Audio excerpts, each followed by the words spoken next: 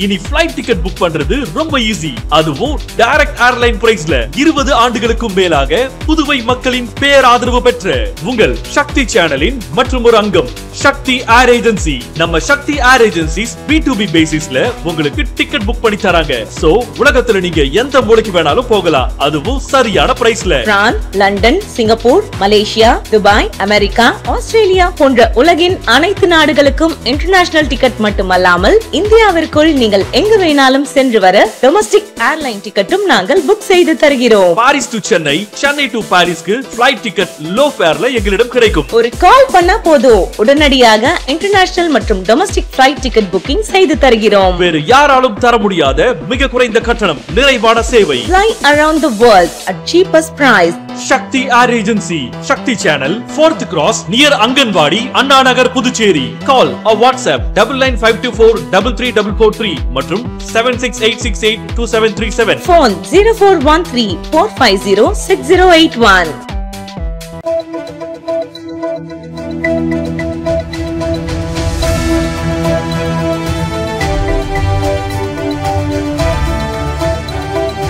வணக்கம். சக்தி சேனலின் புதுவையின் இன்றைய நிகழ்வுகள். புகையிலை இல்லா இளைஞர் நலன் இயக்கம் 2.0 சிறப்பாக செயல்படுத்தியதற்காக மத்திய அரசின் சுகாதார மற்றும் குடும்ப நல அமைச்சகம் புதுச்சேரி யூனியன் பிரதேசத்திற்கு விருதினை வழங்கியுள்ளது.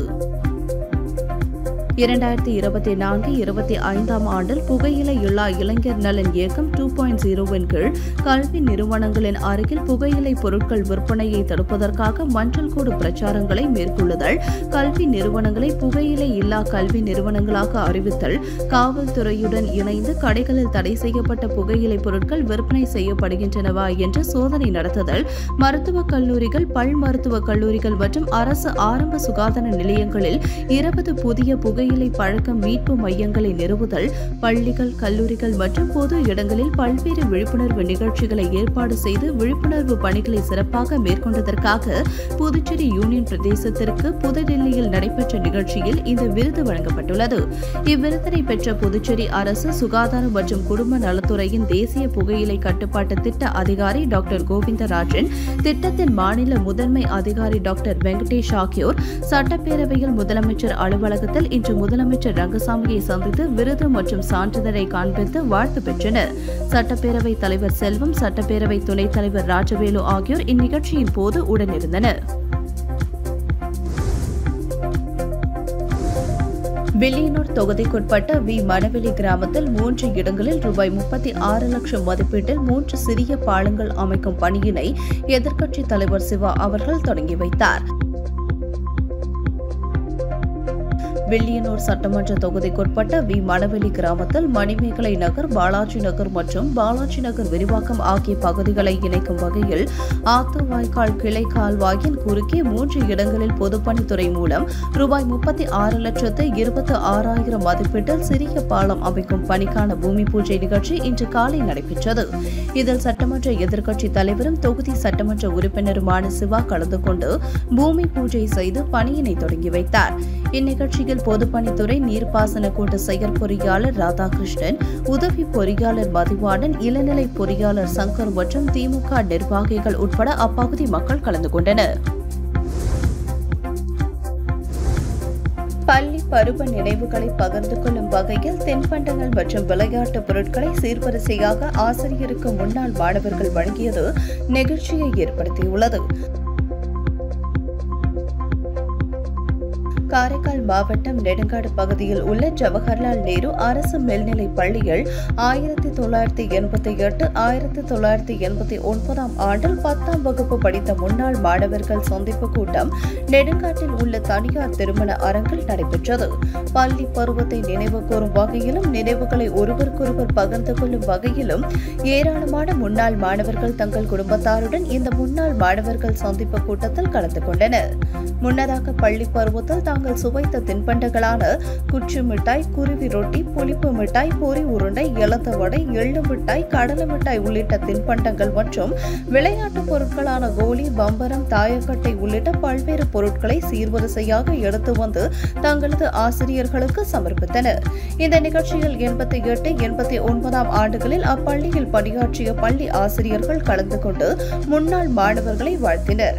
ஆசிரியர்களுக்கு முன்னாள் மாணவர்கள் சால்வை அணிவித்தும் பல்வேறு பரிசுகளை வழங்கியும் மரியாதை செலுத்தினர்.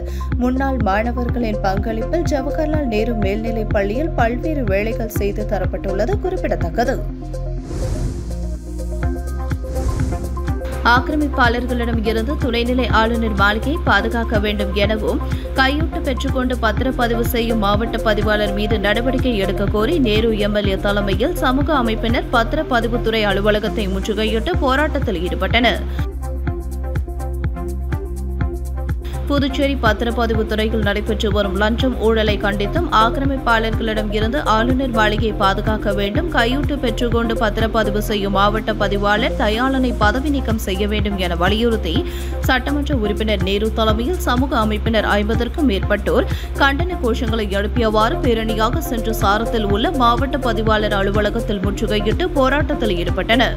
தொடர்ந்து மாவட்ட பதிவாளர் அலுவலகம் உள்ளே சென்ற போராட்டக்காரர்கள் பதிவாளர் அலுவலகம் முன்பு தரையில் அமர்ந்து கண்டன கோஷங்களை எழுப்பி தர்ணா போராட்டத்திலும் ஈடுபட்டனர்.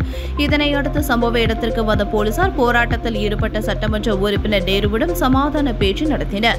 ஆனாலும் அதனை ஏற்க மறுத்து தொடர்ந்து கோஷங்களை எழுப்பியவாறு போராட்டத்தில் ஈடுபட்டனர்.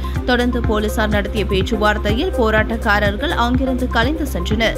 பத்திரப்பதிவுத்துறை அலுவலகத்தில் 1 மணி நேரத்திற்கு மேலாக நடைபெற்ற போராட்டத்தில் பணிகள் பாதிக்கப்பட்டதோடு பொதுமக்களும் பாதிக்கப்பட்டனர். தொடர்ந்து செய்தியாளர்களிடம் பேசிய சட்டமன்ற உறுப்பினர் நேரு, மாவட்ட பதிவாளர் தயாளனுக்கு எதிராக பல்வேறு புகார்கள் கொடுத்தும் இதுவரை எந்தவித நடவடிக்கையும் எடுக்கவில்லை. முதல் கட்டமாக பத்திரப்பதிவு அலுவலகத்தை முற்றுகையிட்டு போராட்டத்தில் ஈடுபட்டுள்ளோம். தொடர்ந்து பதிவாளரை பணி நீக்கம் செய்யும் வரை தங்களது போராட்டம் தொடரும் என்றார். பேட்டி நேரு, சுயேட்சை சட்டமன்ற உறுப்பினர்.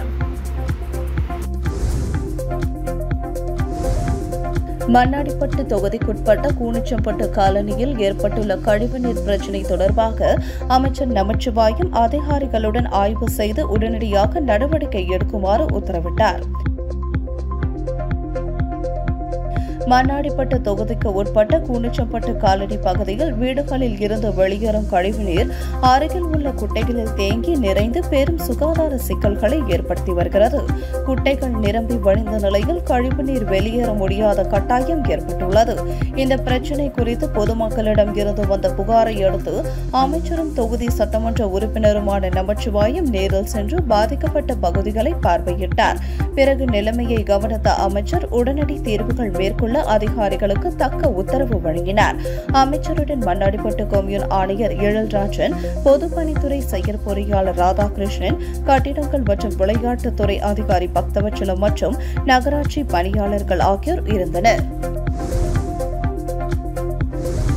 புதுச்சேரி கடற்கரை சாலை அருகே டிப்டாப் ஆசாமி பைக் திருடும் சிசிடிவி காட்சிகள் வெளியாகி பரபரப்பை ஏற்படுத்தியுள்ளது. புதுச்சேரி திருவள்ளுவர் நகர் பகுதியில் வசிப்பவர் பிரசாந்த். இவர் கடந்த 2 நாட்களுக்கு முன்பு இரவு 7 மணி அளவில் புதுச்சேரி கடற்கரை சாலையில் உள்ள டூப்ளெக்ஸ் சிலை அருகே தனது இருசக்கர வாகனத்தை நிறுத்திவிட்டு சென்றுள்ளார். 1 மணி நேரம் கழித்து வந்து பார்த்தபோது வாகனம் அங்கு காணவில்லை.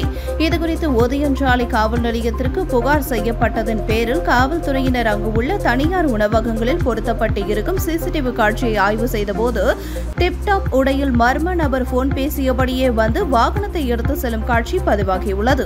இதுகுறித்து ஓதியஞ்சாலை காவல்துறையினர் டிப்டாப் ஆசாமியை தேடி வருகின்றனர். சர்வதேச யோகா தினத்தை முன்னிட்டு அரியாங்குப்பம் சாந்தா அறக்கட்டளை உயர்நிலைப் பள்ளியில் 200க்கும் மேற்பட்ட மாணவ மாணவிகள் யோகா செய்து அசத்தினர். அரியாங்குப்பம் காக்கையன்தோப்பு பகுதியில் அமைந்துள்ள சாந்தா அறக்கட்டளை உயர்நிலைப் பள்ளியில் 11வது சர்வதேச யோகா தினம் கொண்டாடப்பட்டது. கொலைட் அம்மா வாசன் தயாள், தாளாளர் ராமன் தயாள் ஆகியோர் வழிகாட்டுதலின்படி தலைமை ஆசிரியர்கள் மற்றும் ஆசிரியர்கள் ஏற்பாட்டில் பள்ளி வளாகத்தில் யோகா விழா நடைபெற்றது. இதில் 200க்கும் மேற்பட்ட மாணவ மாணவிகள் கலந்து கொண்டு பல்வேறு யோகா கலைகளை செய்து அசத்தினர். மாணவர்களுக்கு பத்மபிரியா குழுவினர் யோகா கலையை கற்று தந்தனர். இந்த நிகழ்ச்சிக்கான ஏற்பாடுகளை சேகர் செய்திருந்தார். ஜிப்மரில் 100 முதுநிலை உள்ளிருப்பு மருத்துவர் பணிக்கு ஆன்லைன் தேர்வு ஜூலை 27ஆம் தேதி நடக்கும் என அறிவிக்கப்பட்டுள்ளது. இதுகுறித்து ஜிப்மர் இயக்குநர் வீர்சிங் நெகி வெளியிட்டுள்ள செய்திக்குறிப்பில், புதுச்சேரி மற்றும் காரைக்காலில் ஜிப்மர் மருத்துவமனையில் 100 முதுநிலை உள்ளிருப்பு மருத்துவ அதிகாரி கல்வி சாராத 3 ஆண்டுகள் பதவிக்கு தகுதியுள்ள இந்திய குடிமகன்களிடம் இருந்து விண்ணப்பங்கள் வரவேற்கப்படுகிறது. இதில் மயக்கவியல் தீவிர சிகிச்சை 13, உடற்கூறியல் 2, உயிர் வேதியியல் 4, பல் மருத்துவம் 2, தோல் மருத்துவம் 1, அவசர மருத்துவம் 3, ENT 1, தடயவியல் மருத்துவம் 1, பொது மருத்துவம் 10, பொது அறுவை சிகிச்சை 12, முதியோர் மருத்துவம் 1, நுண்ணுயிரியல் 1, நியோனாட்டாலஜி 1 உட்பட 28 துறைகளில் 100 முதுநிலை உள்ளிருப்பு மருத்துவ அதிகாரி பணியிடங்கள் நிரப்பப்பட உள்ளது. இதில் மாற்றுத்திறனாளிகளுக்கு 4% இடஒதுக்கீடு அளிக்கப்பட உள்ளது. இந்த பதவிக்கு விண்ணப்பிக்க 45 வயதுக்கு மிகாமல் இருக்க வேண்டும். OBC பிரிவினருக்கு 3 ஆண்டுகளும், SC ST பிரிவினருக்கு 5 ஆண்டுகளும் வயது தளர்வு வழங்கப்படும். அங்கீகரிக்கப்பட்ட பல்கலைக்கழகம் மற்றும் நிறுவனத்தில் சம்பந்தப்பட்ட மருத்துவ பிரிவில் MD, MS, DNP, MDS பட்டம் பெற்றிருக்க வேண்டும். இந்த பதவிக்கு கணினி வழி தேர்வு சென்னை, டெல்லி, கொல்கத்தா, மும்பை, புதுச்சேரி ஆகிய 5 நகரங்களில் வரும் ஜூலை மாதம் 27ஆம் தேதி காலை 9 மணி முதல் 10 மணி வரை நடைபெறும். தகுதியான விண்ணப்பதாரர்கள் ஜிப்மர் இணையதளத்தில் வருகிற ஜூலை 15ஆம் தேதி வரை விண்ணப்பிக்கலாம் என குறிப்பிடப்பட்டுள்ளது.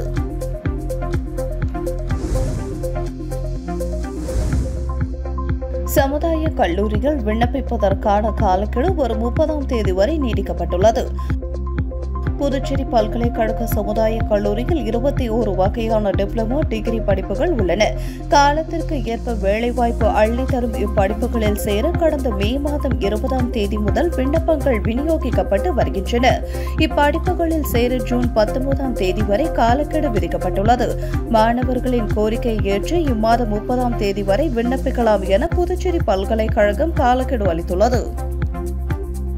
உங்கள் சக்தி சேனலின் புதுவையின் அன்றாட நிகழ்வுகளை உடனுக்குடன் தெரிந்து கொள்ள சக்தி சேனல் புதுச்சேரி யூடியூப் சேனலை சப்ஸ்கிரைப் செய்து கொள்ளுங்கள். மறக்காமல் பெல் பட்டனையும் கிளிக் பண்ணுங்க.